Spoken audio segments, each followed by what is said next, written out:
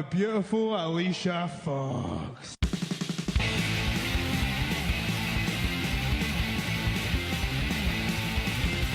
Spoke to you and said this, Bob, but my name's Billy. It doesn't matter what your name is. Loaded up with alcohol, more specifically vodka, whiskey, beer, tequila, more beer, more vodka, more whiskey, and more beer. He's gonna puke! He's gonna puke! He's gonna puke!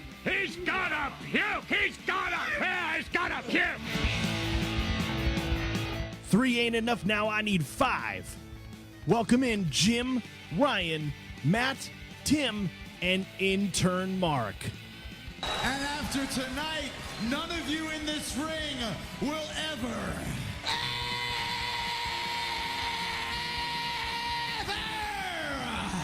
be the same again. Oh my goodness, what do we do? There's a 1, there's a 2. Oh! Wow. Oh, wow. Welcome to 3 Count Thursday, live here on our Facebook page. We are the podcast of the Millennium, and it is Thursday, June the 27th, 2019.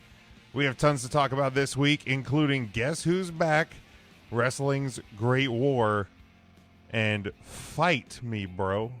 But first, our show is brought to you by Alicia's Pillows and Things. If you're decorating your home, you want it to reflect your taste and likes, so add decor that reflects your sports, movie, and TV fandom. Alicia's Pillows and Things is your hookup. Alicia's features features pillows of all sizes, stools, and more with your favorite sports teams and characters. Log on to NGSCSports.com. Find the Alicia's Pillows and Things tab on the homepage and place your order. We're also sponsored by Cool Eye Cover. They're our new sponsor, and as you can imagine, we're talking sunglasses. Summer's officially here, and as we all know, we need sunglasses. Cool Eye Cover has a great deal as an NGSC Sports partner. If you email esgmarketingsolutions@gmail.com, they'll give you a 50% discount on your first pair of glasses. Visit cooleyecover.com. Choose your glasses to receive the discount. Remember, you have to email esgmarketingsolutions@gmail.com to get that coupon. We thank Cool Eye Cover for joining NGSC Sports. Make sure you visit our homepage, 3countthursday.com, for everything 3-count related. Tim, how we doing this week? Lonely, but we have each other, and that's a lot. We do have each other, and we don't have any of the naysayers of the who negative say nay. Nancy's and all of that. So it's gonna be a good one. We may be joined by the CEO of the Cool Eye Cover sponsorship here for a minute, to talk about his product. We may have him, we may not. I'm not sure. I didn't get confirmation, but that'll be coming up here in just a couple of minutes, within the next 5 to 10, if we have him, and that'll only be a couple minutes. If you're following along on the live video, make sure you give it a like. Make sure you give it a share. We want to get as many people in here as possible. That's right. We have obviously tons to talk about this week. Hell, the Democratic candidate debate has been the last 2 nights, so obviously we have tons to talk about. Huh. Just kidding, guys. Huh. Make sure you share the live video. We'd appreciate that. Only one independent show to talk about, and it's not even this weekend. It is 1 week from tonight. That is GCW's Backyard Wrestling. Now, it's a little bit different. Tickets were invite only. So if you don't have tickets, you didn't get invited. But you can watch it because it'll be streaming on the Fight.tv. So you can check it out over there. Again, GCW's Backyard Wrestling. That's next Thursday night. Some people will be watching fireworks. Some people will not be in this studio having a podcast live. But never fear, we will be here on Wednesday night. So only 6 nights away from now, we'll be bringing you our normal brand of wrestling talk. Just one night earlier next week, so we can celebrate the 4th of July in every way imaginable. So Tim, What the hell happened today? So I woke up, made myself some sorrel, and then this ish happens. And I'm better than ever. Like It was around 10 o'clock where the news was starting to break in regards to the cryptic tweet from Homeboy from SI. right. Like, hey, some ish is coming down. Hold your fanny. Yeah. And then fanny's held. Kaboosh. Yeah. What the heck? WNBC.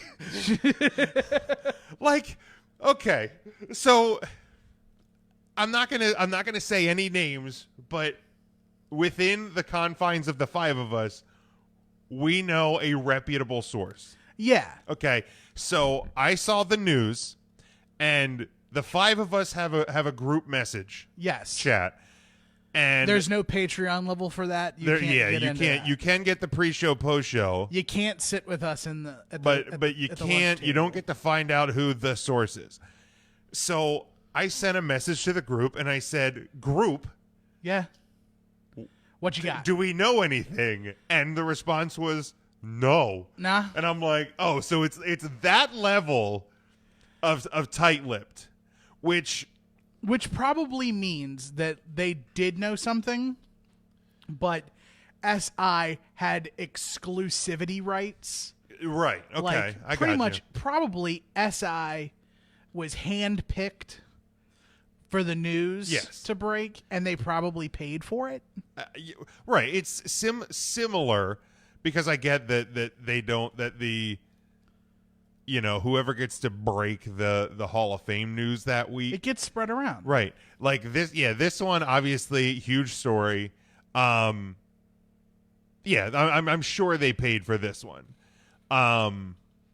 Because like again I think it was within like a half an hour of SI releasing this story, the WWE had their Corroboration of this story on the because and so did every other Tom, Dick, and Sally news site.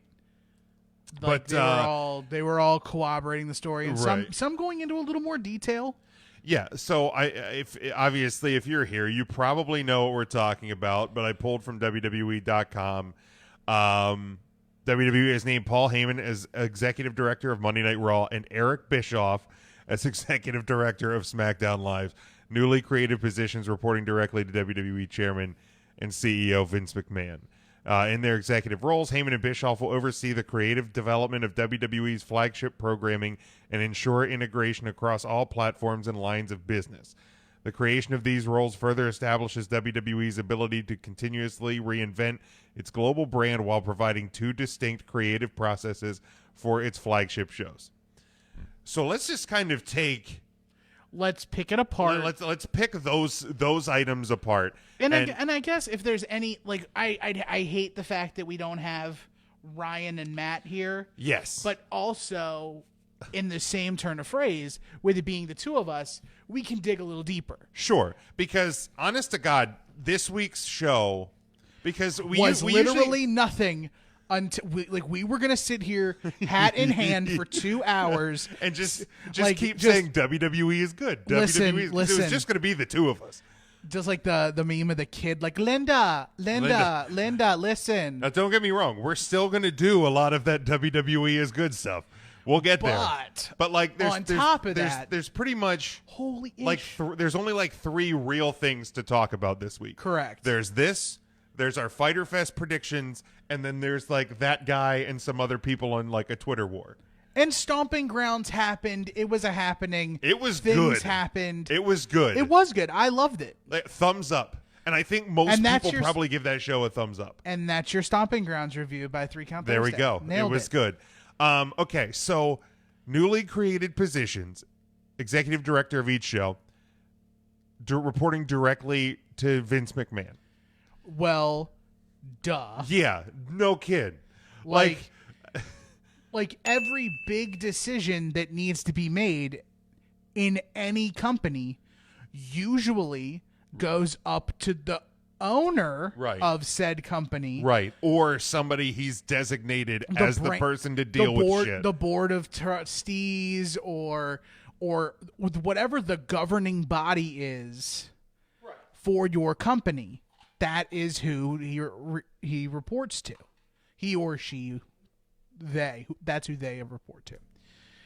And so the first thing people are saying that I've heard is, well, Raw and SmackDown will be good for 3 weeks, and then Vince is going to sneak up underneath Paul Heyman and take control of Monday Night Raw, and Paul's going to get pissed. And I don't feel that this is going to be the same thing, because Vince is going to have the XFL very shortly. Yes. Coming up. If he is going to dedicate time to the XFL, as crazy of his schedule as it is, he is not physically going to be able to dedicate as much time to WWE as he has in the last 35 years. Okay? Hard facts. 2, the infrastructure of WWE is way more built out than the infrastructure of the XFL. He can leave, depending on what report you have, when Vince had the steroid trial, there was talks of him running WWE from prison through Cowboy Bill Watts. Right. Okay?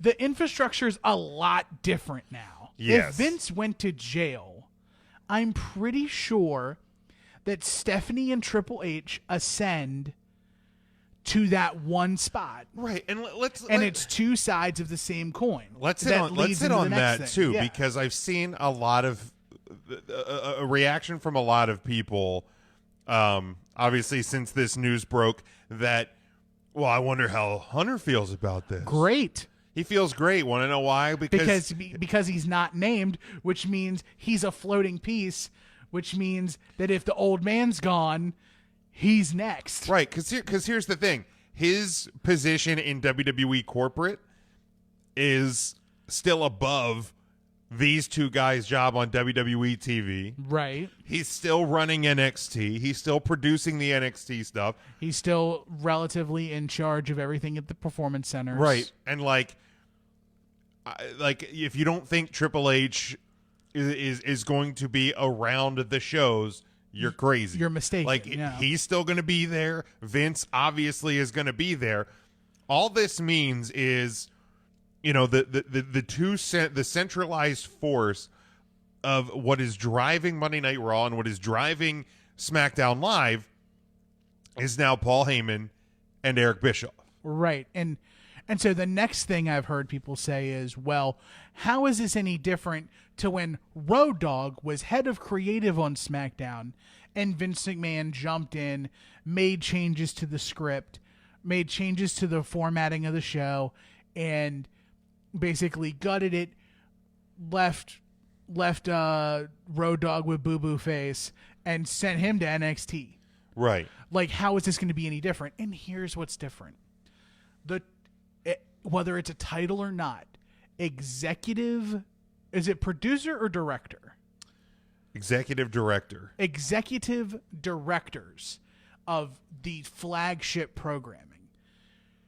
Vince didn't just pick 2 people. He picked a guy who is still relatively young, a person who is on the pulse of social media, a person who has run a successful wrestling company that was also a revolutionary brand. And he also picked a guy who is relatively young, comparatively to Vince McMahon, a person who has experience throughout all forms of mass media, including, but not limited to, television shows, mobile video games, etc. Also, the last person to run opposition to Vince McMahon and win for, let me count, 83 weeks Somebody should make a podcast and name it 83 and name it 83. weeks. What a great idea. Oh, yeah. hey, Connie. Hey. Oh, Connie, hey, I know you're probably hey, hiring. We'd like to work in Stanford. So, Connie, 3countthursday@gmail.com. No wonder there's an Arn Anderson podcast lined up. Bischoff's going to get a little busy really soon. Yeah. So Bischoff just turned 64. Vince is 75, 6, 7. Heyman's 53. He'll be 54 this year. I knew he was stupid young. Wow, dude, are you fucking... Bish, do you know who else is really young? Bruce Pritchard. Really? When Bruce started, So he Vince was will be in his 74. Okay, so Bischoff is 10 years younger than Vince. Paul Heyman is 20 years younger than Vince. When Bruce Pritchard started, he was like 20-something with the WWE. He's 56, Pritchard is. He's Judas Priest. And now to put that into perspective, The Undertaker is 104. If you're following along in the live video, make sure you leave comments. Like, what do you guys that are watching along? What is your guys' take? Because we did get, I should pull that up too. We did get some response. What was your initial reaction? Like, did you feel like you were in a sense of Groundhog Day, or you felt like it was April again and this was a big ruse? No, what did you what did you, the collective audience, think? Like, because to me, I was just like, well, all my productivity for the day is gone, and now I'm just swimming in this thought bubble of like an ideal, a dystopian, or a utopia of WWE in which Vince McMahon only says yes to things. And that also, Paul Heyman, let's as we dig into this stuff, let's also not lose sight of the fact that the timing of the Evolve announcement yesterday and this announcement today, God only knows what could come out tomorrow. Well, also, if you want to go farther back, we're going to tie into another topic. This guy going off on social media, like throwing bombs. Like, here's the thing. Literally, WWE has dominated the airwaves for free rent. Seth blowing up Twitter and social media for 2 days. Then they make the announcement of Evolve's 10th anniversary show on the WWE Network. And then they announce this. Fyter what? Exactly. Like WWE has done exactly everything they needed to do this week. And here's the thing. It's also coming off of a pay-per-view that exceeded expectations. You can use whatever terminology you want to describe Stomping Grounds, but I think everybody can agree that it exceeded expectations. It was very much Great Balls of Fire. Great Balls of Fire was a good show. Yes. It was a crappy name. But we knew that already. Right. And here's the thing. So the pay-per-views this year have delivered well. Regardless of the TV product, pay-per-views have delivered in 2019. Yeah. And or if you want to call them network specials. Sure. But and then you also had a really good episode of Raw. SmackDown was depending on your opinion of it. But WWE has successfully dominated the news waves this week, in a week where AEW is running a network special, if you will. Yeah, courtesy of BR Live. But now let's dig into a second part of this as well. The creation of these roles further establishes WWE's ability to continuously reinvent its global brand while providing two distinct creative processes for its flagship shows. This is no surprise to me, Jim. As soon as they announced this, let me remind everyone, billion contract with Fox. A small loan of $1 million. Add a couple zeros. A small loan. We could do this until 11:30, and we would fill it. Like once they announced the Fox deal, we knew, because this is the first time WWE, notably, like it's a lot different when you're on the CW and when you're on My Network TV comparatively to Fox. Right. But they very rarely strayed away from the NBC Universal brand, with the exception of the time they were at TNN. And correct me if I'm wrong, the TNN deal was USA chose not to renew. Correct. Right. So it's not like WWE was like, hey, NBC Universal or whatever, we're leaving you. Right. They were like, I think we're going to try something different. And then tell us how it worked out for you. Not well. Not great. Not ideal. But it's going to be very good to see how this works out. And there's already been rumors, so this kind of just gives a little more credence to the rumor that Raw will be the entertainment brand, SmackDown will be the close to sport brand. Yeah. And that makes sense when you look to see who the executive directors are, because Paul Heyman is the character guy, the promo guy, the guy who invests in long-term storytelling that pays off. Eric Bischoff,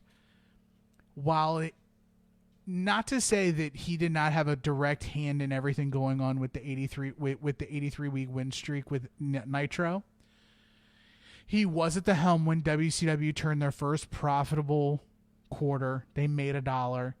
He revolutionized a lot of things. And you have to remember too, even when he was with Impact for that short period of time, he made a big splash there too. Sure, absolutely. Like, he reinvigorated the brand. It kind of lost its way. He reinvigorated the way things looked, how it was shot. It was a really good and fun time for Impact during the Bischoff and Hogan regime, but mainly the Bischoff regime.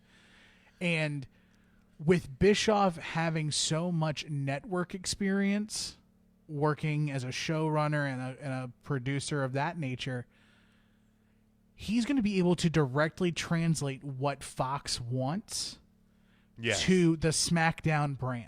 Yeah. And yeah, I don't think it's any coincidence. I don't think really anything WWE does happens by coincidence. So it's no coincidence that these two end up on with these brands and these roles, given kind of the landscape of where we're going come October. Right.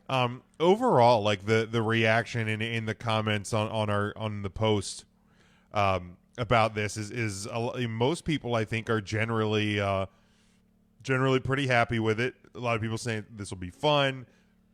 This is the shot WWE needs when they come out swinging. They really come out hard.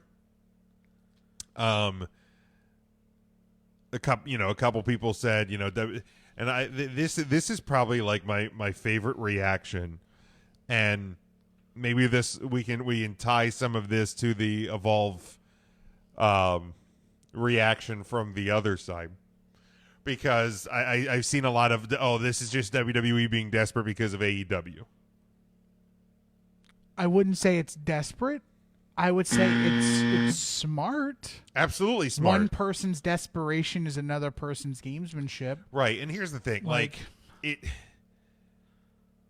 WWE is aware of AEW. You can't be in the wrestling business and not be aware.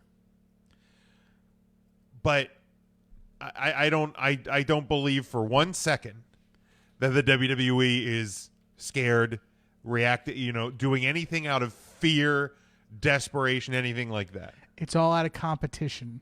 Yes. They see it. And here's the thing. Who wins? We do. Da-da. We do. Who cares where Eric Bischoff and Paul Heyman go? As long as they're in our ear holes and they're supplying content to our eye holes, we win. Yeah. Yeah, Lee's got a really good question on the Facebook page or on the live feed. I don't know why I'm not getting the question. He says, does this end joint pay-per-views, and do they split up the monthly pay-per-view schedule between Raw and SmackDown and have WrestleMania be the only joint show of the year to feature both Raw and SmackDown brands? Lee, I don't think so, because they're going to want to maximize their profits, and when you put on two, they can't go back to what it used to be in the mid-2000s where the brands would be on and off. So where like Raw would have the pay-per-view in April, like WrestleMania, so Backlash was a Raw pay-per-view, and then Judgment Day was a SmackDown pay-per-view, and then Raw would have one, SmackDown would have one. Like, you can't do that anymore. I think, but you also can't do what they did a few years ago. Oh, God, no. Where they're putting on a Raw and a SmackDown pay-per-view in the same month. Like, it was great, but not sustainable. Yes. So I think, which is why they quickly went to what they are doing now. Especially now with 4-hour network events, network specials. Well, they're not even going a full 4 hours. They're budgeted out for 4 hours. Right, correct. So they're enabling themselves to go the distance of 4 hours.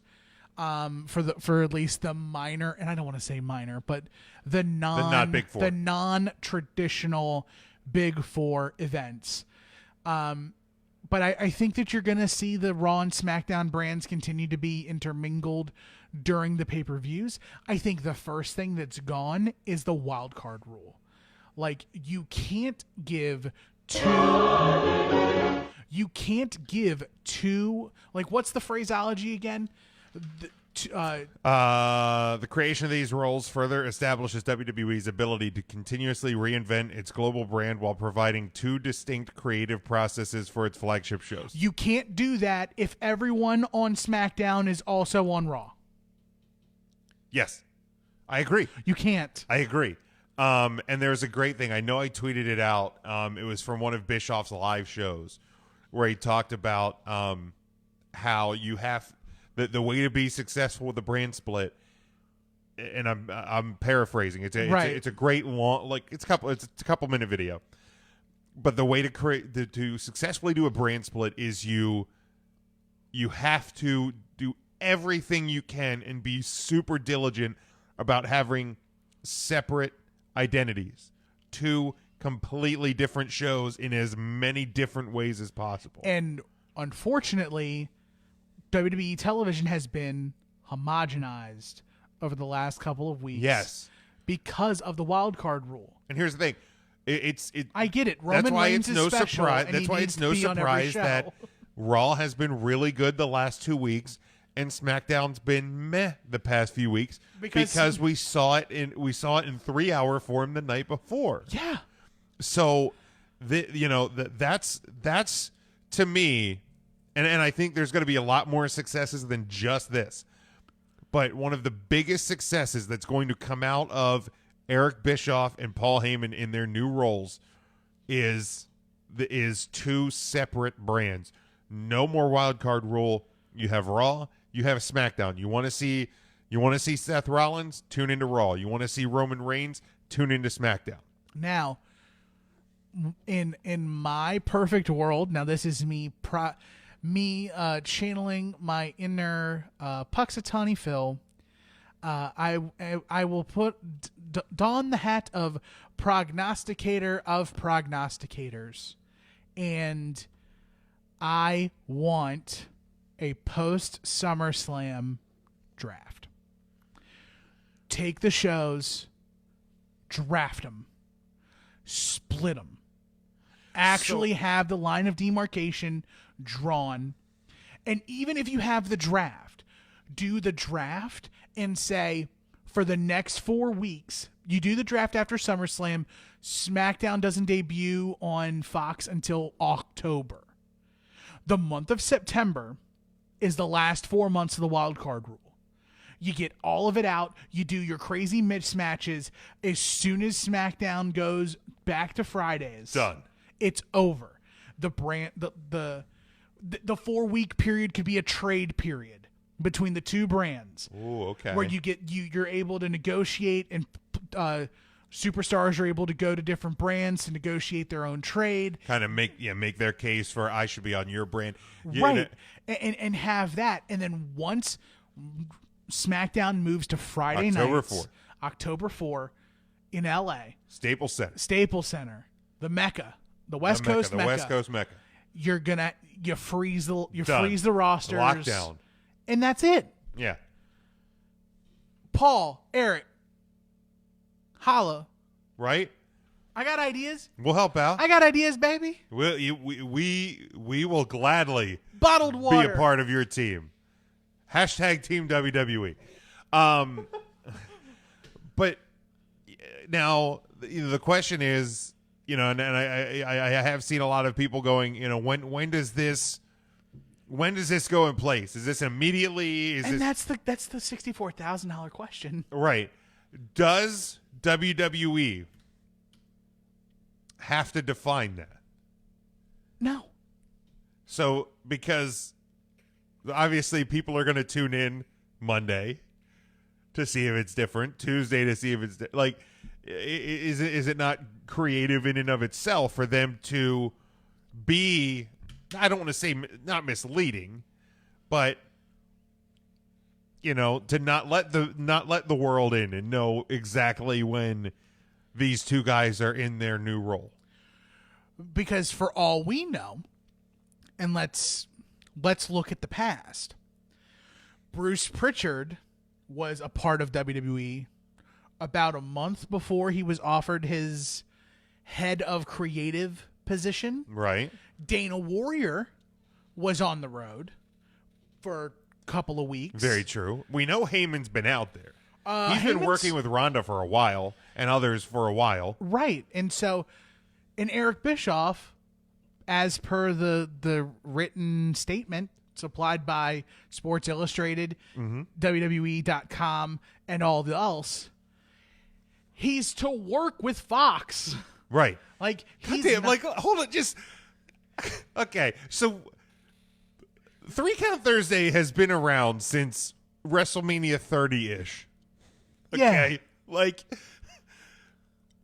this is the weirdest, the last 12-ish months, but especially since we turned the calendar to 2019. It's been a hell of a time. Oh my God. Like, if you would have told me first off, you would have told me 5 years ago, right around WrestleMania 30 time when Taker lost, if he would have been talking about Undertaker coming back to help Roman Reigns, first off, that would have been crazy enough, because I'm like, nah, motherfucker's like on his way out. He just lost.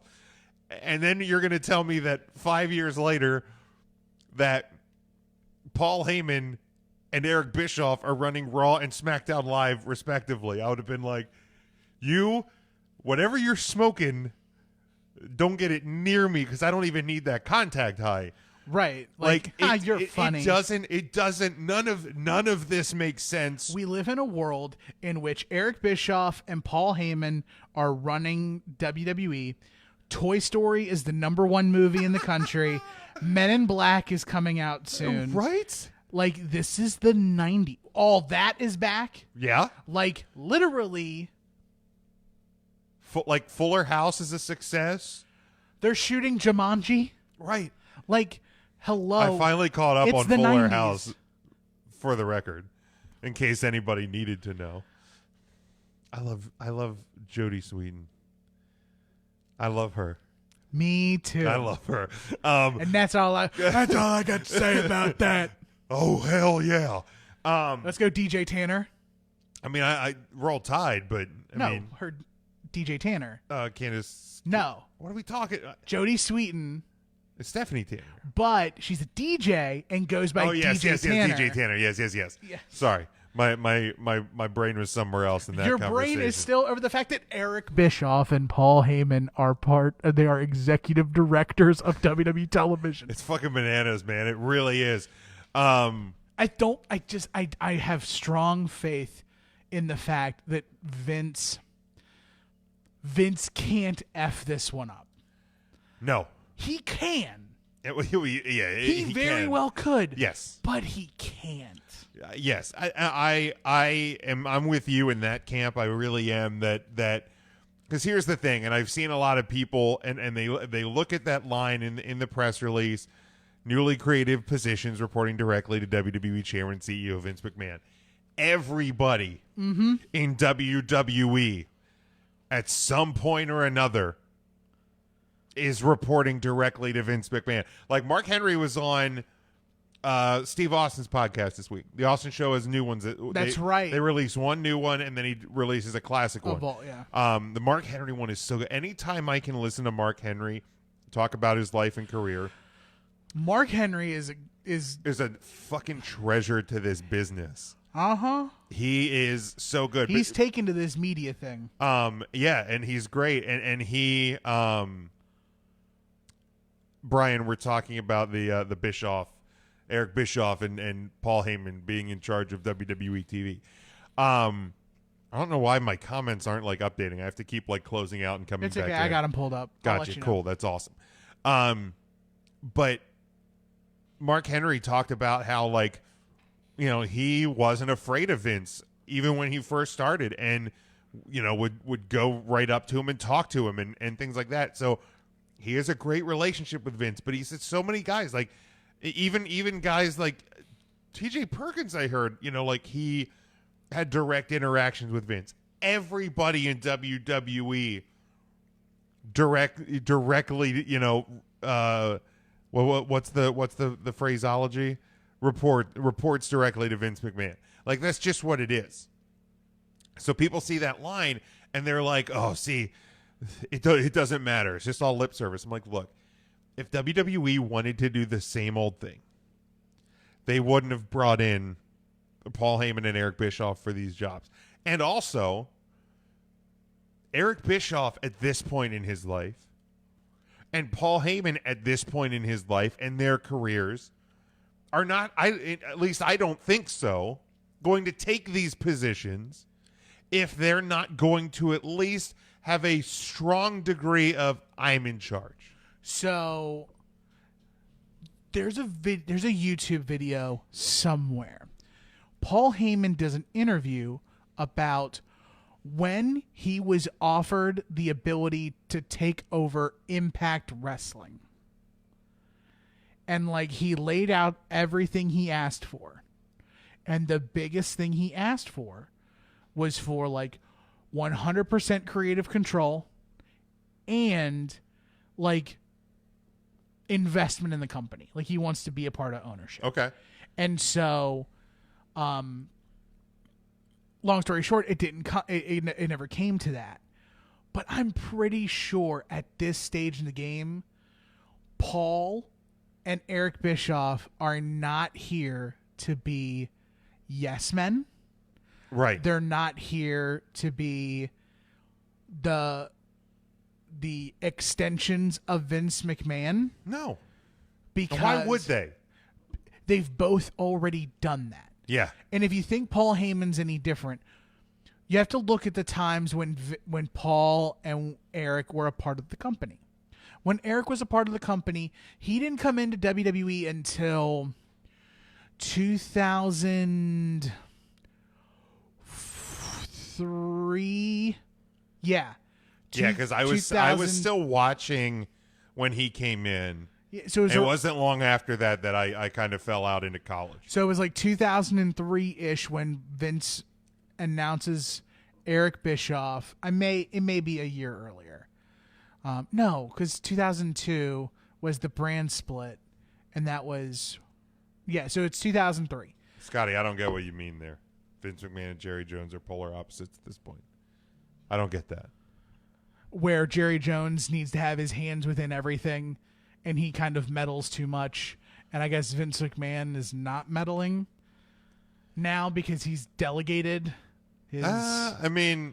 again, there's analogy to be made there. I guess, but actually, in the last couple of years, Jerry Jones has given it to his son. His son makes a lot more of the decisions in the last 2 to 3 years than he used to. Yeah, but back to the topic of wrestling. Yes. So when Bischoff comes in, he had already had the closure on WCW, and he was coming in as a talent. So he didn't have to be creative. He was never asked to be creative. He was never asked to take charge of things. It was literally just him showing up, doing his segments, and leaving. When Paul Heyman was on camera, however, he literally shows up to WWE television the week after ECW closes, right? To do commentary with Jim Ross because Jerry Lawler left the company because the cat got fired. Yes, and that's right. So Paul Heyman is on commentary, then he leaves commentary to be the manager for Brock Lesnar. So he never gets the full closure of ECW. And then when he is put into a position of creative control, guess what he's in control over? First, he's in control of SmackDown, but he's the head of creative of SmackDown, which means that he just writes the stuff and gives it to Vince, and then Vince goes with the red pen and da-da-da-da. He was Brian James. He was Road Dogg.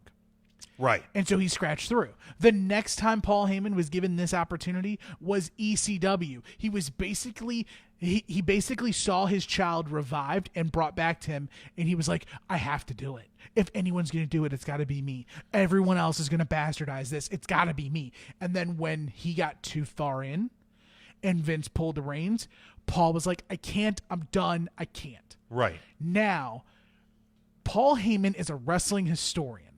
He has now been given the opportunity to drive the flagship program of WWE, Monday Night Raw, that has been on the air since 1993. And then even if you take the lineage back farther than that, it goes back to prime time wrestling, which was on Monday nights for however the hell long. Yeah.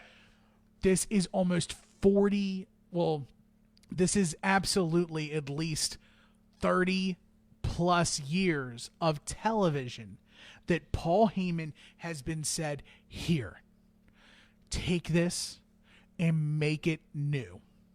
Right. And Paul, for all accounts that I've heard, has to be shooting the moon, especially if he gets the ability to be judge, jury, and executioner, and he only has to go to Vince to be like, hey, I looked this over, everything looks great, tell me what you want to change. Oh yeah, because that's what it's going to end up being.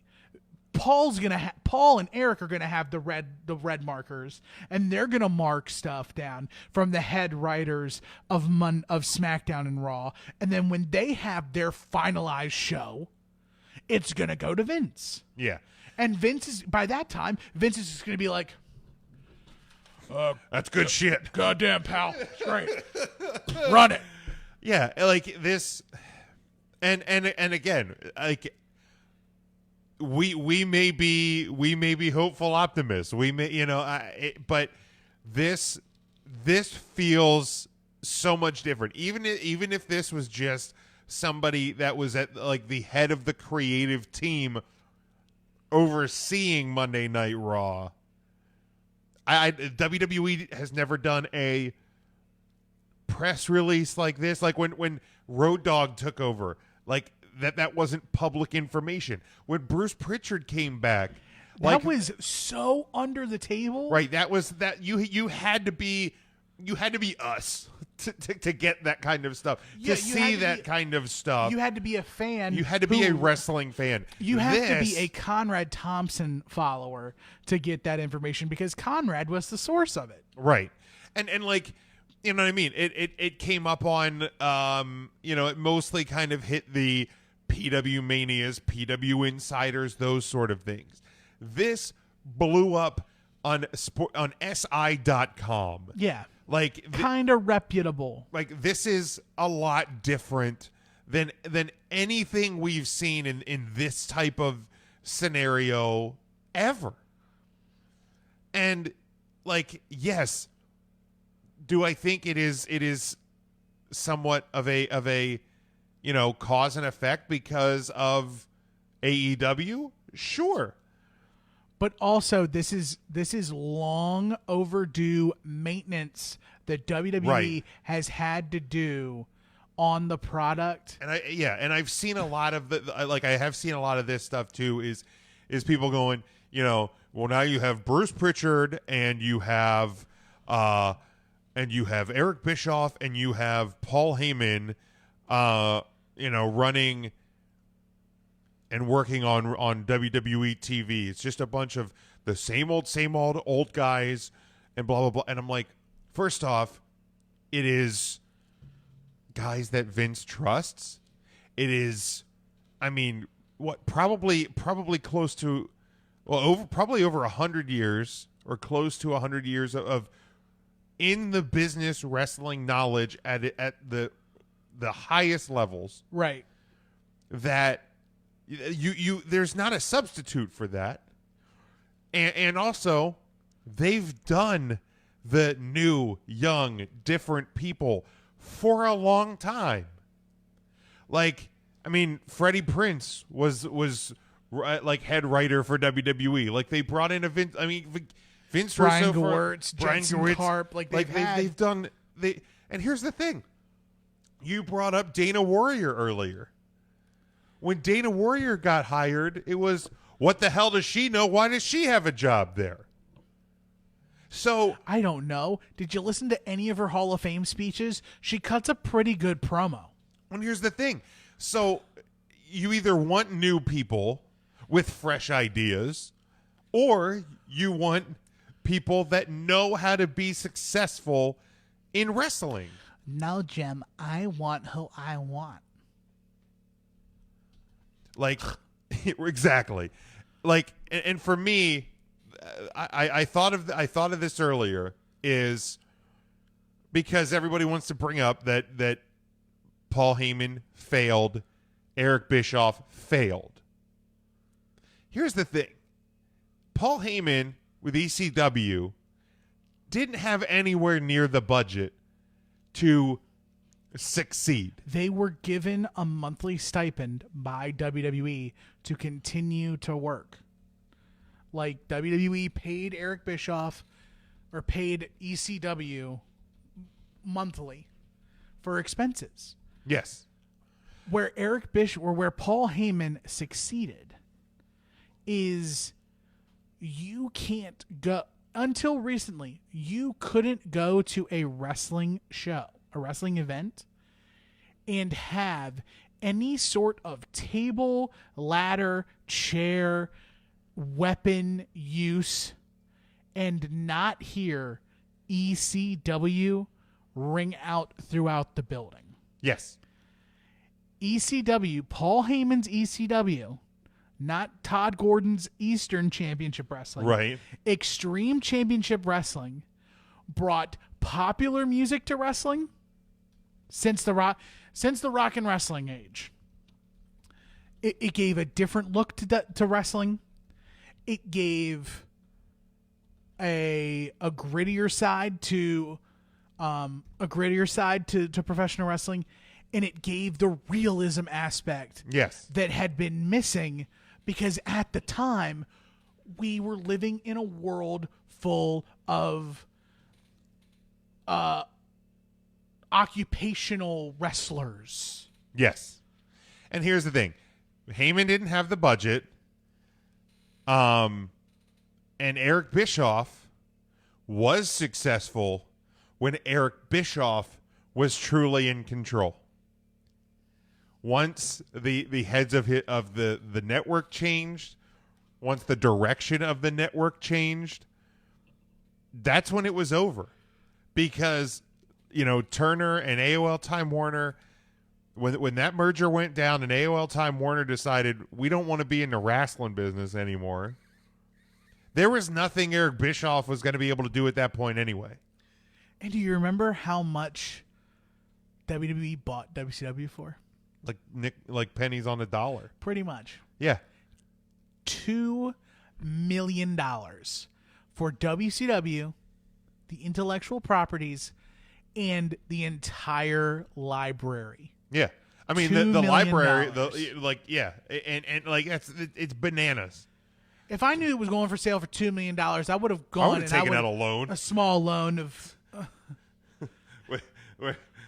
A small loan of $1 million. So I'll find the other $1 million. Yeah, I'll find it. So let's give credit where credit's due here. You now have, the guy who could have potentially put the WWE out of business, and a guy who revolutionized a small independent company into a national phenomenon with no money. I mean, like, Beyond the Mat. You watch Beyond the Mat, and they're cutting promos in their mom's basement while mom's doing laundry. Yep. Like, and that's a company that got a national TV deal with TNN. Like, Heyman and Bischoff are not just some old guys. And you have to think Eric Bischoff's reach goes even beyond WCW. I mean, some would say that PWE thrived under Eric Bischoff's rule. Cousin Brian did say that, and he's not wrong. And PWE is back. They'll be back in September. And, he's got a knack for making things better. He does have a knack for making things better. So I'm super excited.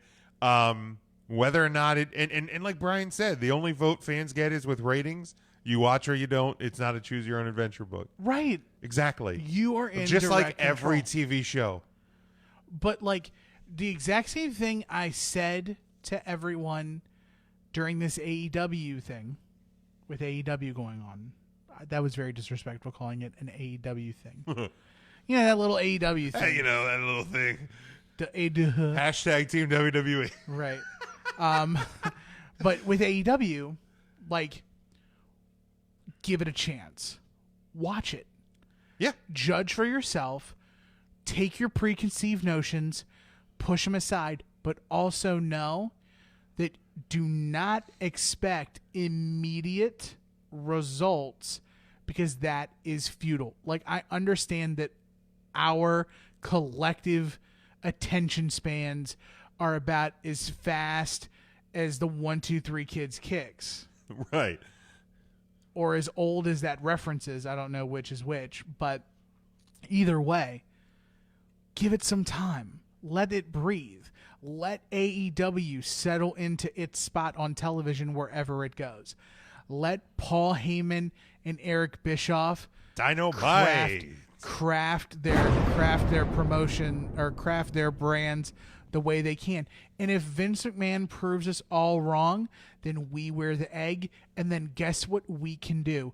We can easily, at that point, collectively, all of us at the same time, pull out our little travel bags, fold up our tents, and go the F home.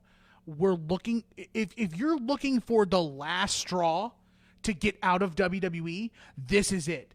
If you get Eric Bischoff and Paul Heyman to be in charge of these brands and then Vince does Vince stuff, then if you stay past that, it's your fault. Don't complain about it. Take your medicine, enjoy your product, and shut up about it. If Vince does more Vince stuff after giving the reins to Paul Heyman and Eric Bischoff, at some point, it's at the fans' responsibility to take ownership of the fact that they're watching the car crash. Right. They can't change it creatively. They don't have a say in it. They can go on Twitter and have their Twitter fingers in 280 characters. I hate this. But you're watching it to see how much you hate it. Right. That's my favorite thing in the entire world. There's so many other things to do. My girlfriend picked up how to crochet. Here's the thing. She knitted this big-ass blanket. There are so many things in wrestling. There's so many things in wrestling alone outside of the WWE. Like IndependentWrestling.tv. Fight.tv. Right. Like there's hell, even The WWE Network has NXT and has NXT UK and has like all the classic stuff and has all these great like production things that like here's the thing Go to high spots for something. as bad as the WWE might be with weekly TV and monthly pay-per-views, if that's your opinion, like you can't argue with the fact that when they want to put together a documentary or a 360, the 365 on Alexa Bliss was freaking amazing. And by the way, everyone who wanted to give crap to Nia Jax for being the one who concussed Alexa Bliss. Wrong. Yo. Ronnie, twice. That second one. Woof. That was tough. That was real tough, man. I felt so bad for her. Like, but like that 365 series, so good. You know she's not with Budrow Murphy anymore, right? Is she with no one? Okay. I believe she's single. Is the ring announcer dude friend zoned? Mike Rome? Well, yeah. Oh yeah. So he's in the friend zone hard because Yeah. they were at like because he's like tight with like Nia Jax. okay because they were at like Universal because they're in Japan, the Yeah. Singapore Japan tour, which is also another reason why you saw a lot of repeaters on SmackDown this week because all too, the girls pretty much because went. half the product was in Singapore. was on the Japan and Singapore tour, but yeah they were at like Universal and I'm like. I was like, are those two? And then like I saw people like commenting on it on Twitter, and I'm like, oh, is he friend zoned? Oh, that's a bum. That's what I did know that her and the Murph were the Boudreaux were on the split. So I also have some good some non-Patreon-esque juice. Oh, yeah, that's exciting. I may have talked about it last week with you guys, but I don't remember. But it's a relationship breakup. Scotty says, why don't they? Why doesn't Seth fight Ospreay while they're in Japan? Little guy. Let's see. Oh my God, dude. Yeah. So Miguel, he brings up this great one. So apparently there was a fourth topic today. Oh. There was an article came out today, and I guess JR must have talked about it. I don't know if he talked about it on this week's Grill and JR. But anyway, there was an article that came out that Tommy Dreamer. Yes. I heard about Tommy Dreamer considered this is nuts committing a murder-suicide at WrestleMania 17 in Houston. Like he was going to. I remember this entire story. Like, he was going so it was on Grill and JR. I don't think it was on Grill and JR. Okay. I think it was an interview with Tommy Dreamer. Okay. And so basically Tommy Dreamer goes. So ECW gets bought out. Right. Paul This Heyman, was, yeah. This and was Paul Heyman goes to WWE, and so Paul. Because Dreamer was the guy that like locked the door, right? Like, yeah, he was the one that he sold all of the like assets and things like that, like the ring and stuff like that. It was him, and so Paul calls Tommy and goes, "Hey Tommy, WWE's really looking forward to using you. They got a wonderful opportunity for you. Just sit tight. They're gonna use you." And then they never called, and so then it was like.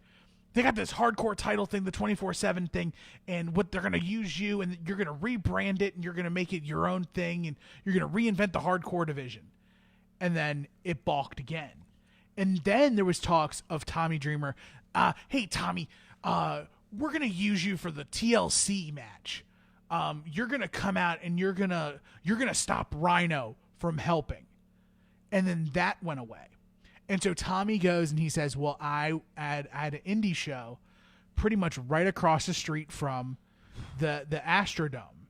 And he said, I was at the lowest point of my life. I half considered going to the venue, hopping the rail, killing Paul Heyman, and then killing himself. Hitting my pose in the middle of the ring, and then killing myself.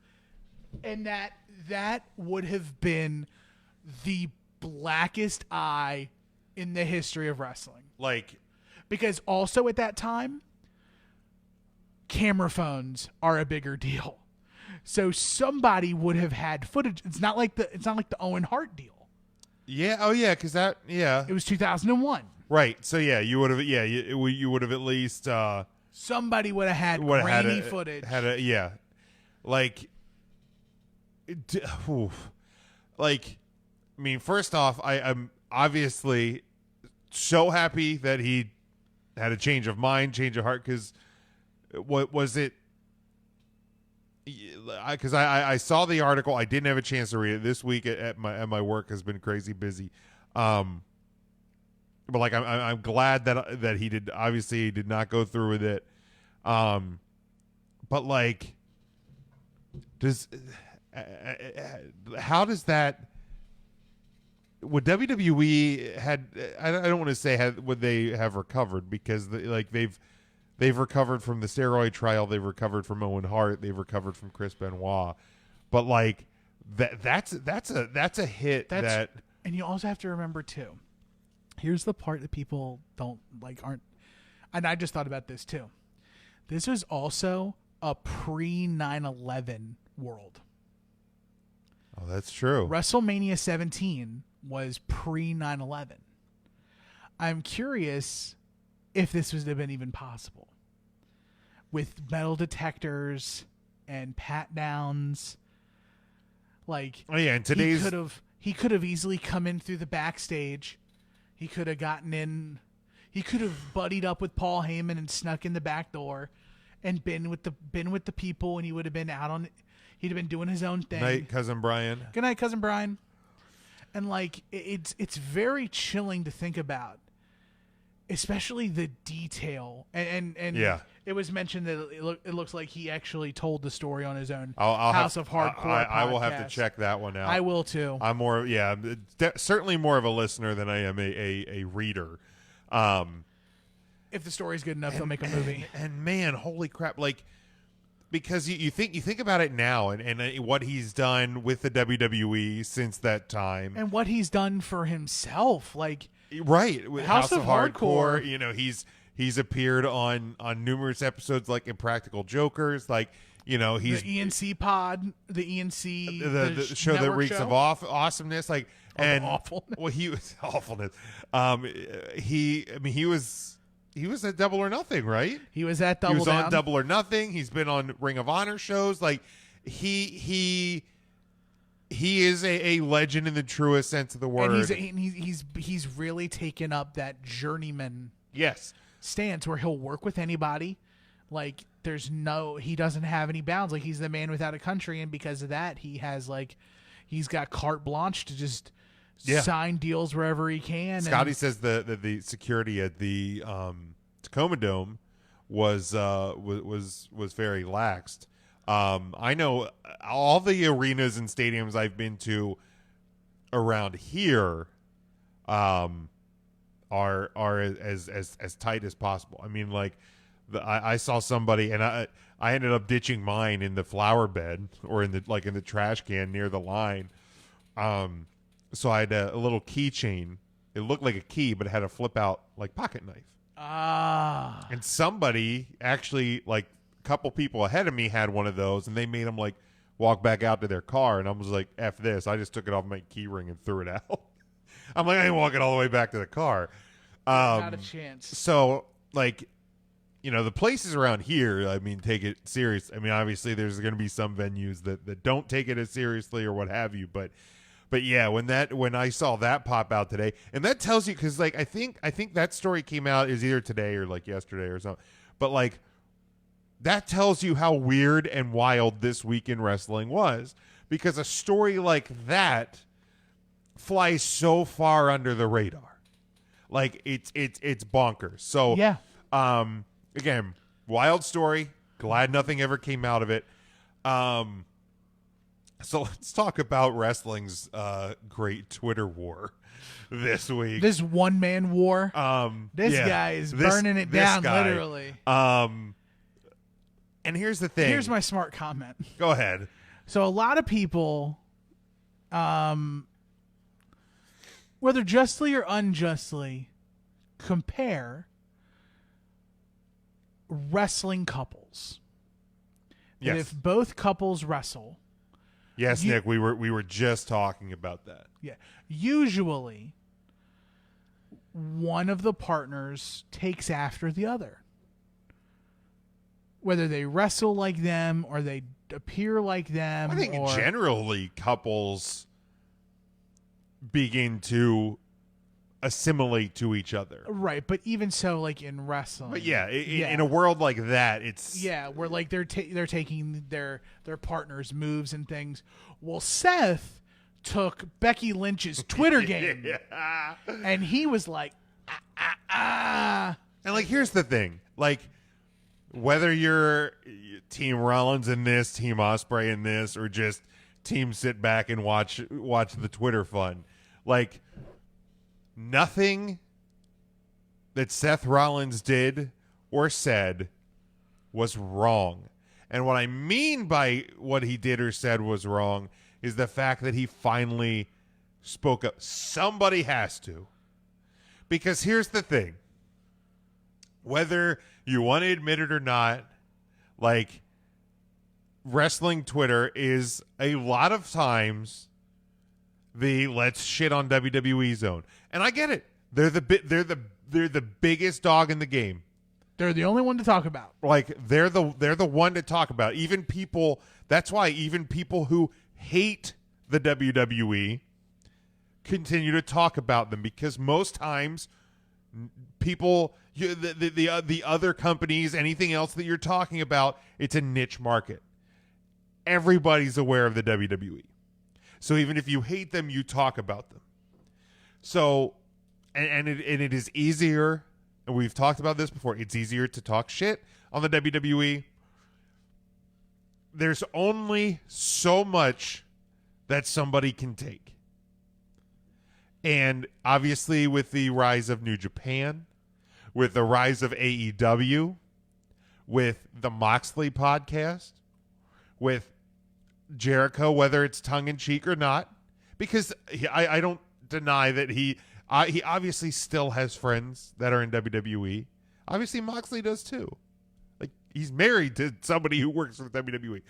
But like Seth Rollins, yeah. Jericho takes shots. Moxley said his piece. Yeah. Said his piece. Right.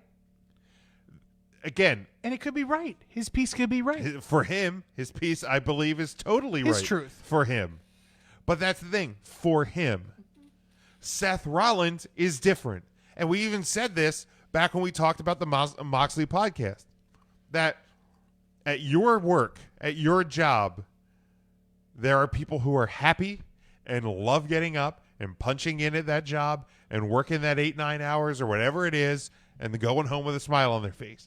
Then there's people who are miserable. Right. And that alarm goes off and they're just like, why do I have to go back to that place today? And then there's people who are in the middle. Right. And that's what the WWE is. It's a job. It's like you hate it going in and then you're like Seth halfway there. Obviously loves the job and loves what he's doing and loves where he's at. So when he continues to hear people shit on the company, shit on the product, shit on the matches, when in the final match of what is a great, in my opinion, a great pay-per-view on Sunday, because a collective group of fans did not like who the logical special referee was, decided to boo, decided to chant CM Punk, decided to chant AEW, and other things. Like, I get it. You don't like Baron Corbin. Guess what? He's a fucking heel. And he's really good at it.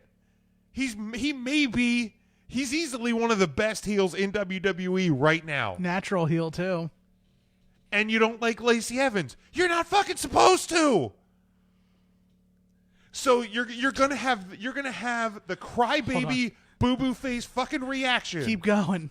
To the main event of a good pay-per-view, and you're gonna you don't like it? Boo it. You're supposed to boo it. But you're going to chant AEW at Seth Rollins. The guy who Slay the Beast. 2 months ago, there couldn't have been more Slay the Beast or Beast Slayer t-shirts in that fucking crowd.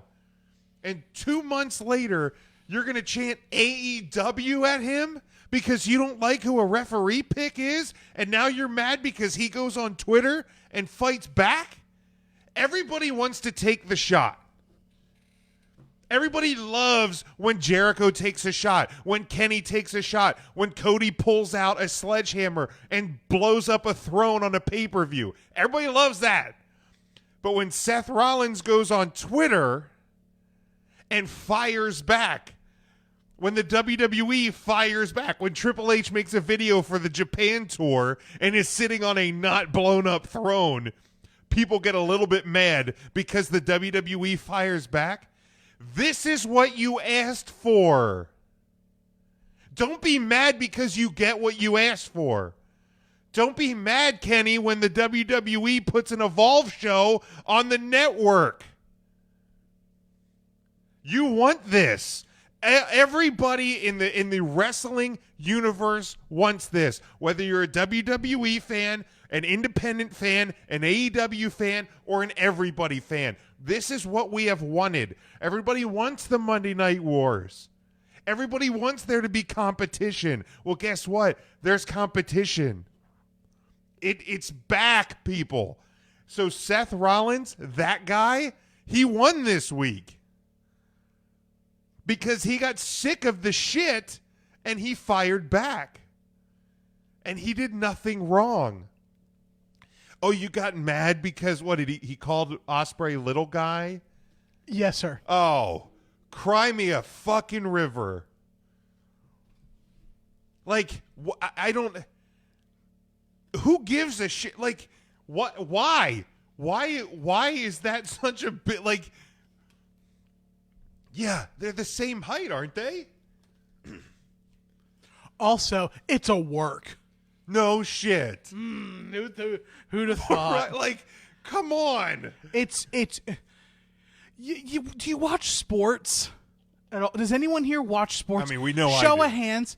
Show of hands. Do you watch sports? So do you remember times when like athletes would talk shit about other athletes and other teams?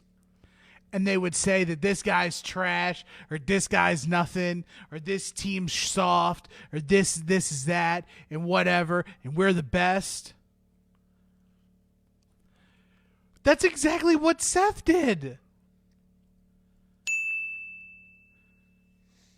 Why wouldn't the captain of your team? Right. You have two main champions, male champions. And Kofi's busy lifting up all the black people. Yeah. So there's two people. He's in New Day land. He's in charge of Black Twitter. And he's thrown to pancakes and having his best life, as he should. Yeah. Because he's doing it. Top of the game. So you have the other top guy. He's bored. He's running out of things to say. Should have kept him busy because now he's letting loose. He's firing. He's letting it go. And man, he's curb stomping all thank these suckers you, Seth. out. Jeez, man. I just love it, man. It's so good. It's a great day to be alive. It's so good. Like, I don't know how many times I can see Tama Tonga talk shit and not like be like, "Yo, can somebody come after this guy?" Right. Nobody got mad when he's been running his mouth for the last couple weeks. Tama Tonga saying that he wants the Usos and the Revival to let him get out of the fence, get from behind the fence, come out and play. Exactly. Scotty hits it on the head here. The people who have a problem with what Seth said are lying to themselves. Absolutely. Like it's. I got a bigger problem with Kenny Omega. Hell yeah. Let's go to that. So, and then besides the fact that anything he said, he deleted. Right. Go to Seth's Twitter. It's still there. By the way, it's still there. So let's. Yesterday, it came out that Evolve's 10th anniversary celebration will stream live on the WWE Network on Saturday, July 13th at 8 p.m. from the 2300 Arena in Philadelphia, PA. It'll feature the return of Evolve alumni. Adam Cole will defend the NXT Championship against Akira Tozawa. WWE Cruiserweight Champion Drew Gulak will face NXT superstar Matt Riddle.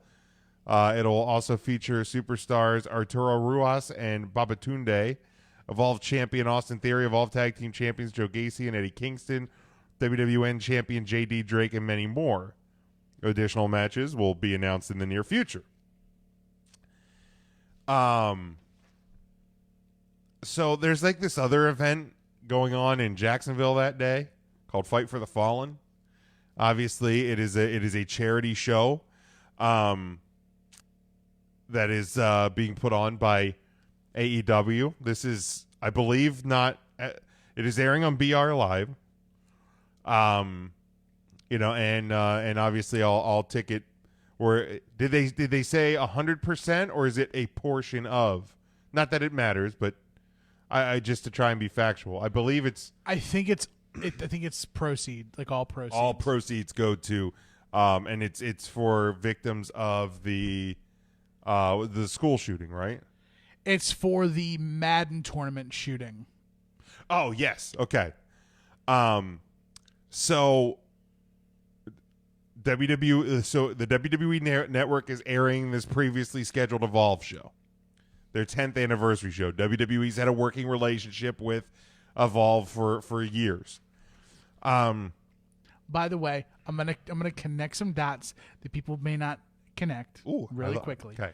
So the figurehead behind Evolve, Gabe Sapolsky, is and was the right-hand man of Paul Heyman from ECW. Oh, see, I didn't know that. They are in the same brain tree. Look at that. So they're connected.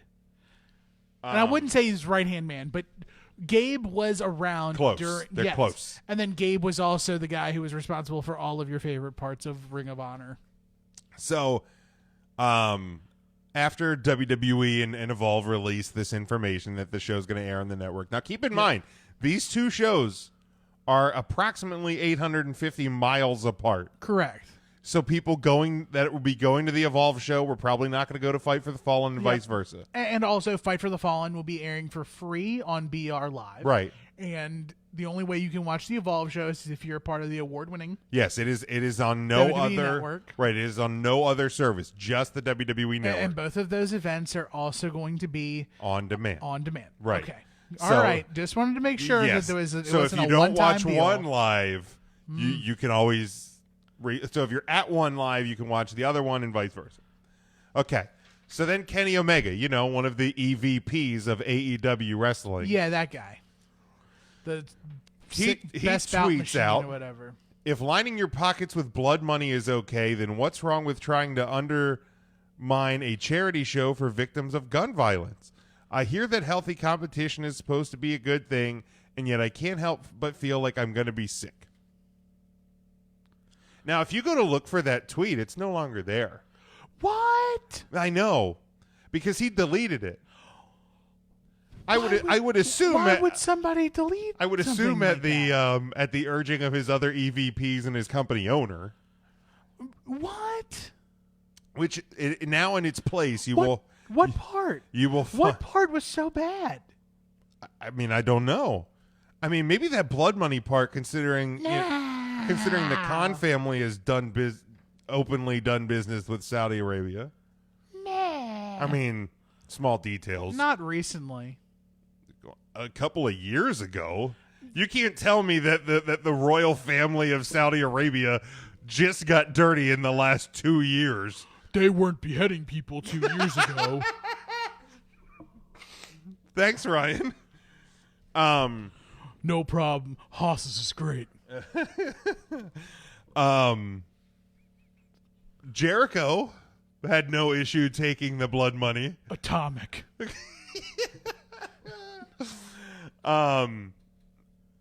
So now in its place, you will find I've said my piece, and it opened the door to a very toxic environment. Sure did. It wasn't a message to the fans or the boys, just the decision makers.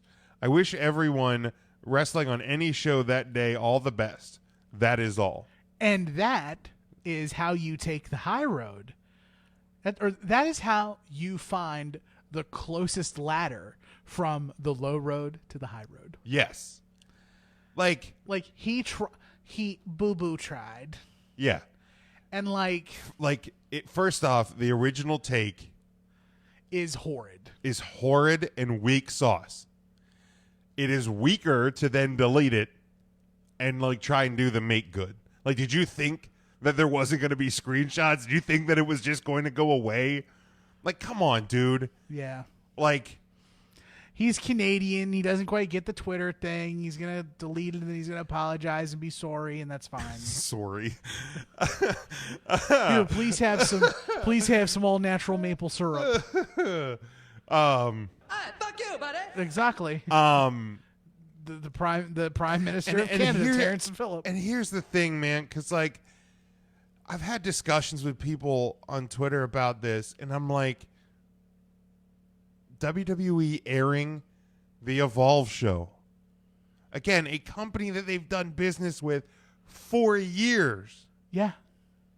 Is having their 10th anniversary show. That's a big deal.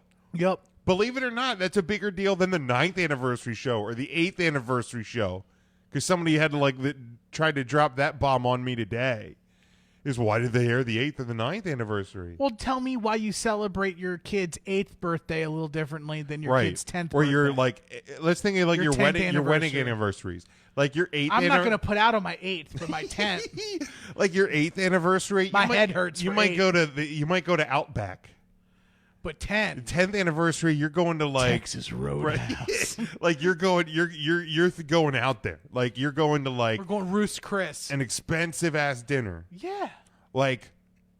So it's different. A 10th anniversary is different than 9th, different than 8th. And here's the deal. Again, it's not gonna have an impact on ticket sales. That's the charity part. People, at least to the best of my knowledge, people watching it live on BR Live for free is not contributing a single dollar to the charity. Do you know what I think the biggest FU of all of this could possibly be? What's that? Vince McMahon writing a check as a charitable donation. Oh my god! To AEW. Oh my god! To the charity. Care of Fight for the Fallen. In the 4 line of the check. Sorry for the inconvenience. Here is a check for the proceeds of what we made at the 10th anniversary. Was Evolve supposed to move the date of the show? I don't know. Can you change your birthday? I don't think you can. I mean, again, 850 miles. It's not going to it's Fight Philly for the Fallen's and going to sell out. It's going to sell out. They're going to maximize the profits. Mm-hmm. And here's the thing, I'm assuming that they'll be smart enough to do this. That on as the show airs, they I would imagine they would come up with a text code that you can text to donate. Yeah. I mean, just make sure that you can do it still when you're watching on demand. Problem solved, Kenny. The optics of what Kenny Omega did yesterday are so bad. Yeah. It's especially so as bad. An EVP. Yes. If Jericho does that, it's not as bad. Okay. Well, actually, it's going to look. I don't make this connection often, but I'm pretty sure that if 45 would have said something like that to someone, yes, we all would have agreed that, again, 45 is doing something really dumb. Yes. He needs to cage the Twitter fingers. Policies aside, President Donald Trump is one of the most historic, worst tweeters in the history of Twitter. Yes. He's great, but he is also he's terrible. Yes. 100%. I feel horrible that the POTUS Twitter handle and all of his tweets once he is out of the presidency, go into national record. They go into the Library of Congress. Yeah. Fuck. Like, I can't wait. Like, and again, whether or not your opinion on it of last night's debate, Kofefe. seeing just boring as a hall of records that will go in as presidential speak. Steve Carino said it best. So I watch some shoot interviews from time to time, and there's a shoot interview. ROH used to do a straight shooting series. Hey, Gabe Sapolsky used to host those. Hey, how about that? And but he was talking about he was in a feud with Homicide, and like if I'm at the crowd, if I'm like walking around the crowd, and there's two different fans yelling at me. And one of the fans goes, "Homicide's gonna kill you." And the other one goes, "Bleed for me. You're a bleeder. Bleed." Who do you think I'm gonna react to? Hey, kid, Homicide's not gonna kill me. Right. Like, if you go too inside baseball, it's not razzing. Right. Like. Yeah, I agree. Like don't do it. And because you know what? Probably somewhere down the line, Seth isn't necessarily happy where that money came from either. Right. I would imagine that a lot of the people that work for the WWE aren't. But also, money's good. Well, money buys fun things like jet skis and in-ground pools. Right. And also... And if Prince Abdullah Oblongata wants to pay for my pool, then go for it. And also, like... when you have a job, you're probably going to have to do things you don't like, or you're going to lose your job. So how much do you not like that thing? How damaging would it be to your life to lose your job? Those are all questions that you have to answer. Because I'm pretty sure, like, when they announced that they were going to Saudi Arabia, there was probably a line of guys lined outside Vince McMahon's store. Probably. And we'll role play here. You can play Vince, and I'll play the superstar. Okay. Come on in, pal. Hey, Mr. McMahon. Seth Rollins here, by the way. Hey, Seth. How's it going? Great. Quick question. You're looking built. You're looking very svelte, by the way. Thank you. I try. I like that beard. Thank you. The hair's nice and greasy. Thank you. Oh, sorry. I'll stay focused. Yes. So I heard we're going back to Saudi Arabia. Yes, we are. Great opportunity. Did you see that stack of money in the corner? I did. Grab some on your way out. About that, I was wondering if I could call in sick that day. Are you still the Universal Champion? Yes, sir. Goddamn, pal, you're going to Saudi Arabia. Thank you for your time. Grab some money on your way out. And then that is the procession of people wanting to call in sick or dead or whatever to not go. Yes. And some people are like, I am diametrically opposed from everything that is going on in Saudi Arabia, and I do not wish to be there. And Vince is like, okay, Daniel, grab your hemp belt and get out of my office. Or, I have cross tattoos. All right, we don't want to get you killed, Alistair. You get to not go. Okay. And like, yes, Sami Zayn's never been there. Sami Zayn will probably never be there. Right. And that goes beyond just, I don't want to go. Like, that's the thing. And well, yeah, and Daniel Bryan's never gone. Kevin Owens probably not going back. Those are guys that Vince is like, goddamn, pal, I like you enough. You don't have to go. Right. However, didn't Daniel go over there when he was a champion? Because he's been over there once. I think he went for the first show, the Greatest Royal Rumble. Okay. Like, if Kevin Owens is champion, Vince is probably going to make a hard pitch for him to still go. Mm-hmm. Because you want your titles over there. Right. Yeah. You know. Either way, neither here nor there.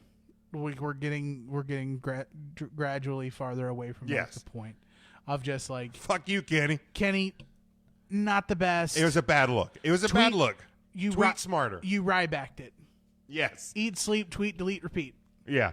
And here's the thing, and I think people are more touchy on this show because it's the charity thing. But again, they're not making money on the live stream for the charity. It's not like WWE is booking an event Because they could have. on Labor Day weekend in Chicago at the Allstate Center. And they could have. And they're announcing that both God and Jesus will be in attendance. And here's the thing. WWE, if they really wanted to stick it to AEW for Fight for the Fallen, you don't think they could have put together a show? You don't think those NXT dudes can make the trip from Orlando to Jacksonville? Yeah, they could get there.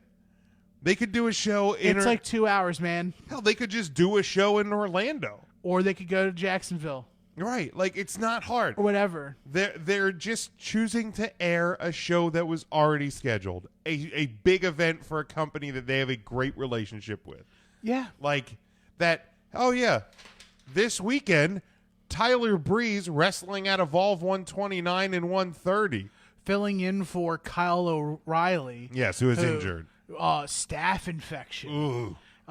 It's from all the lacerations from the ladder match, I think. Jesus. Like he had stitches done, and then he got a staph infection from the stitches. Gross. Yeah. So, but yeah, Tyler Breeze versus AR Fox on Saturday in Queens. Sunday versus Anthony Green in Brooklyn. That Anthony Green match, that's going to be good. The AR Fox one should be great. Especially if Anthony Fox brings the Platinum Honeys. Mm-hmm. But WWE could have really fired a shot if they wanted to. This is nothing. And here's the thing, if AEW can't handle this, and this was the point I made to somebody yesterday, if this show rocks if them airing Evolve 131, which, by the way, the Evolve 131 show will probably have an attendance close to or less than Fight for the Fallen. Probably. Yes. Because it's at the 2300. Yes. It doesn't seat that many people. So if AEW cannot handle the WWE and their fans can't handle the WWE airing an Evolve show the same day as a show that is airing on BR Live, your streaming service, for free, what the fuck are you doing getting into this war? Do you watch Parks and Rec at all? I never have. Okay. So this is going to be for a very small subsect of the live and joining us however you get your podcast audience and Parks and Recreations fan. So immediately I'm taken back to the episodes where Leslie Knope is running for city council and Bobby Newport, who is Paul Rudd's character. They run the first opposition ad against him, and Bobby Newport calls him in and he goes, "Hey guys, I saw that ad that you guys ran. It really hurt my feelings. Can you just stop?" And they're like, "What? Stop running the ad?" Says, "No, stop running for city council. Just give it to me. I want it. Just give it to me. Please. What? Please. I really, I want it." That's what Kenny Omega kind of sounded like to me. Yes. It's like, you really hurt my feelings. Give us this date. Yeah, well, wait till October, pal. Time to put your her up and score up. Yeah, like, again, if because like WWE's been to war. They're going to war with people who have been to war. I mean, Jericho's been to war in the wrestling business. But there's a lot of guys and people involved with AEW that haven't. Like, if you can't handle this, it's going to be a bumpy road. Y'all gonna have to learn. That's all I'm saying. Y'all gonna have to learn real quick that war never changes. And y'all need to hunker down. And y'all need to focus, like, let WWE focus on you guys. Because here's the thing. You will win if WWE's attention gets split from themselves and to you guys. Sure. But as long as you guys focus on your stuff and you guys keep your ish tight, that all the attention when WWE gives it to you and they actually tune into your product, if anything, them running Evolve the same day as you guys is a way for you guys to be involved in the conversation, because guess what? Now you guys can say that we're running a show the same day as Evolve's 10th anniversary. Right. And you're mixing that conversation. Yeah. It's you can spin any negative into a positive. Every cloud has a silver lining. You just got to find it. Make chicken salad. Yeah, 100%. All right, speaking of AEW shows, let's talk about the one that is happening this Saturday. Can't wait. On BR Live, airing for free. It is Fyter Fest at the Ocean Center from Daytona Beach, Florida. 7:30 p.m., I believe, is the go time on that one. So there are 9 matches, 3 on the pre-show. Let's talk about them. Kylie Ray versus Leva Bates with Peter Avalon in a singles match. I have the picks from all the guys. Myself and Ryan have Kylie Ray picking up the win. Matt and intern Mark have Leva Bates picking up the win. I've got Kylie Ray. Yeah. I love the librarians, Leva Bates and Peter Avalon. I think Kylie is marked for greatness in that company. I think so too, because she's a genuinely nice person. Right. Then you got a 3-way tag team match. The winners advance to All Out for an opportunity at a first round bye in the AEW World Tag Team Championship Tournament. Sorry, I just had to take a breather after that long stipulation. You got the best friends, Chuck Taylor and Trent Beretta, taking on SoCal Uncensored, Scorpio Sky, and Frankie Kazarian versus Private Party, Isaiah Kennedy, and Mark Quinn. Is that right? Isaiah Cassidy. Thank you. Yep. But it's okay. I got the best friends winning. Mark, Ryan, and Matt have SoCal Uncensored. I also have the best friends, but... It's a but. If you've never seen Private Party, if you've never seen Isaiah Cassidy and Mark Quinn, you're in for a treat. These guys are just as good as any other tag team you've seen. They look like... You don't recognize them, but you're going to instantly remember them. I have worked directly with Mark Quinn before. He was at Excellence Professional Wrestling for the longest time. You may have actually seen him and not noticed it. Okay. He used to partner with Anthony Gangone in One Night Only. Okay. He looks a lot like Kel Mitchell from Keenan and Kel. I think it's ringing a bell a little bit. But anyway, he can literally do anything in the wrestling ring he wants to. If you go to him and you say, "Hey, Mark, can you do this?" Guess what? Mark's getting up. He's doing it. Nice. And Isaiah is the exact same way. They are going to be a team to watch. And if I didn't think that Trent and Chuck Taylor were going to get injected into that title scene early, I could easily see this match going to Private Party. Nice. The other pre-show match, Michael Nakazawa versus Alex Jabali in a hardcore match. Mark, Matt, and Ryan all have Nakazawa winning. I have Jabali because it sounds cool. Michael Nakazawa. I just like the way Jabali. Jabali, yeah. It's fun to say, Jabali. It is. It is. This is definitely a feud that's brought forward by the YouTube series with Being the Elite and things like that. You're doing yourself a disservice. If you want to follow AEW and you really want to get a hold of some of these storylines, especially for Fyter Fest and Fight for the Fallen and Being even All Out, Being the Elite, Nightmare Family, and AEW's Twitter page, or not Twitter page, AEW's YouTube channel, all 3 of those, whenever stuff comes out, they're like tying stuff together. Nice. Using social media properly, like the 24/7 title. Huh. Amazing. All right, let's go to the main card. We'll go to the 3-way match. Yuka Sakazaki versus Riho versus Nyla Rose. Clean sweep over here. We all have Nyla Rose. I got Sakazaki. Really? Yes, sir. Man, to me, that's tough if you have Nyla lose on your first 2 shows. As long as she's not getting pinned, it doesn't matter. Fair. Okay. Good point. It's a 3-way. Yeah, good point. Gotcha. Smart. Then you got Christopher Daniels versus SEMA. Myself and intern Mark have Daniels. Ryan and Matt have SEMA. This is going to be really fun. They have a lot of history. A really good match. And And while I'd like to go with Shima, I'm going to go with the Fallen Angel, the ring general, Christopher Daniels. Very nice. Then you got the you got a 4-way match. You got Adam Page versus Jimmy Havoc versus Jungle Boy versus MJF. Intern Mark and Matt have MJF. Ryan has Jungle Boy. I have the correct answer, in my opinion, as Adam Page. The guy is going to be fighting for your world title. Don't have him lose. I have MJF. Damn it. At least, I mean, it's a good theory, at least, right? Again, it's one of those. It doesn't have to get pinned. He doesn't have to take the fall. MJF is going to obviously be set up as the first challenger for Hangman Page. For Chris Jericho. Hangman Page, once he wins the AEW title at any point. Whether gotcha. Jericho wins it first, and when then Jericho Hangman wins it gets him, first. or Hangman wins it first, and then MJF is adorable. The first challenger. It's going to be MJF. So, yeah, gotcha. Yep. Then you got a singles match, Jon Moxley versus Joey Janela. We all have a clean sweep of Moxley over here. This is also no DQ. Oh, is it? They just announced. Oh, that'll be fun. That this is supposed to be fantastic. I don't know. Let me make sure.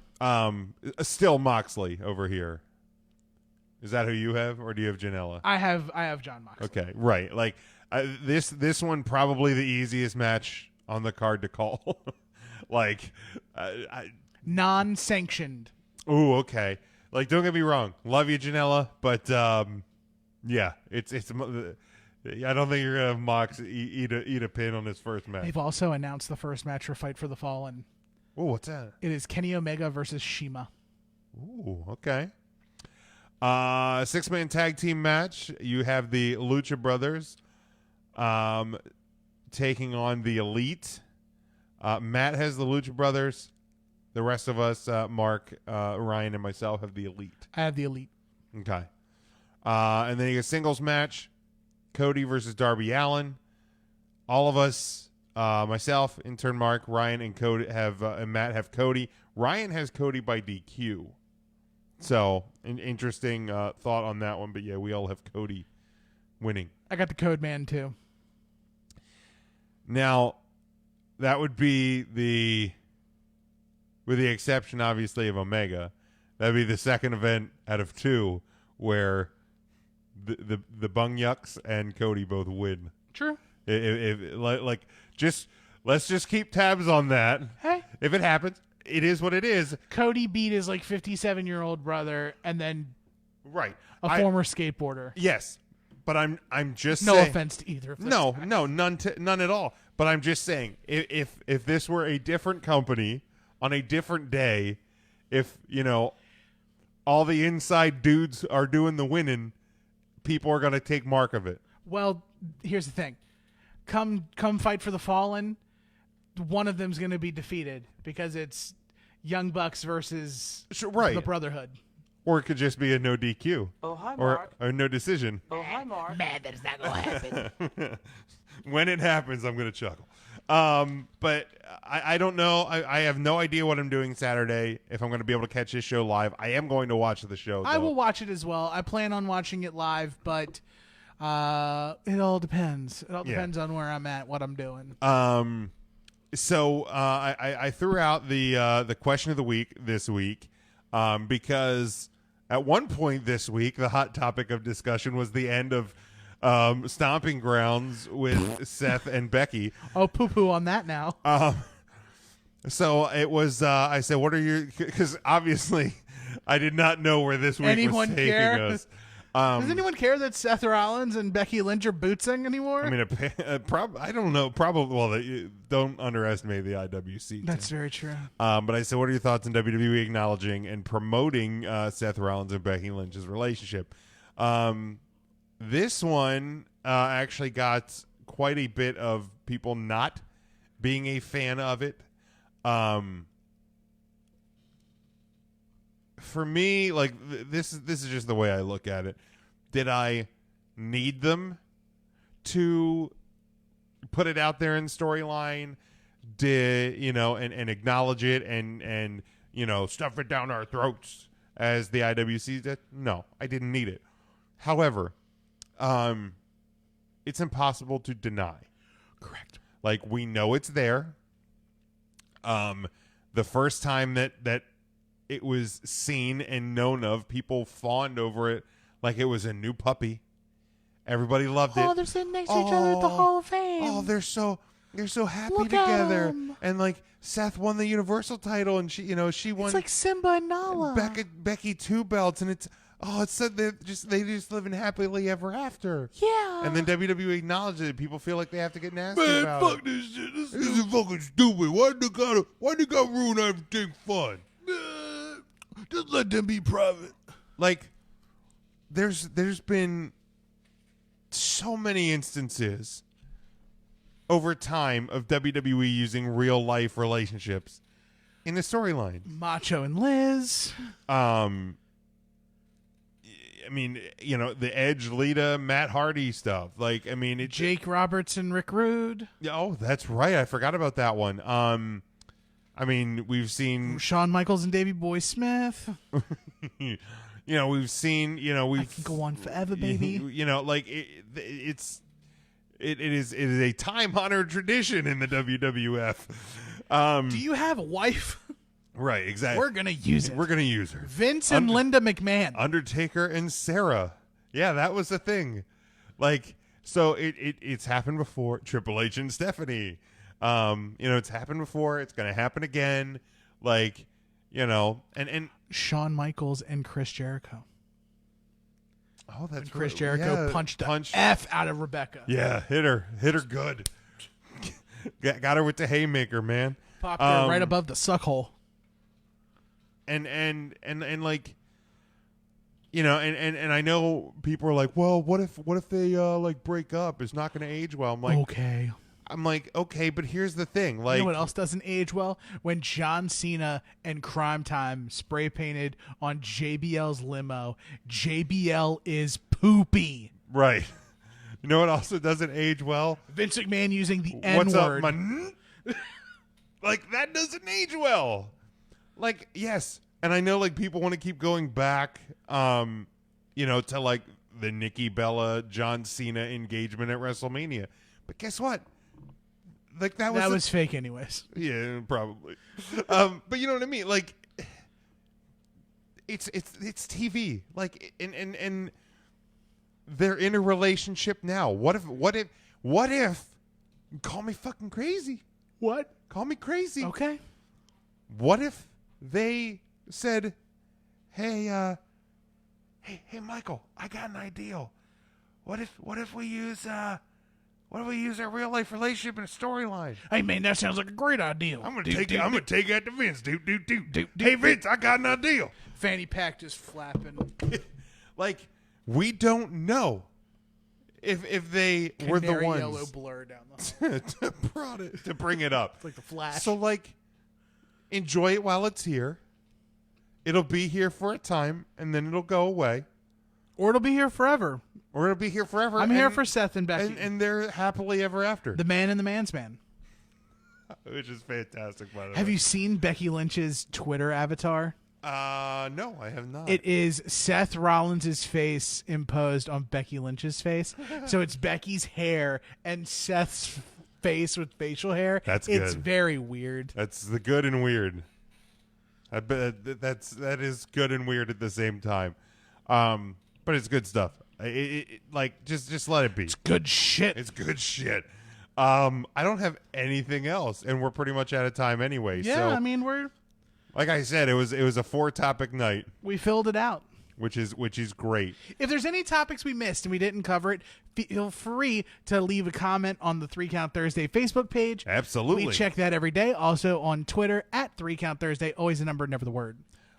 Tim, where can the people follow you? Everywhere. At Not the Tool Man across all platforms. Instagram, Twitter, Snapchat if you care. I stream on twitch.tv/Not the Tool Man. Starting coming up soon, every Monday, Wednesday, Friday, for random video game fun and some talk. I talk wrestling and a lot of other stuff too while I'm there. Also, every Monday morning when you wake up, you will have in your phone of choice however you catch your podcasts.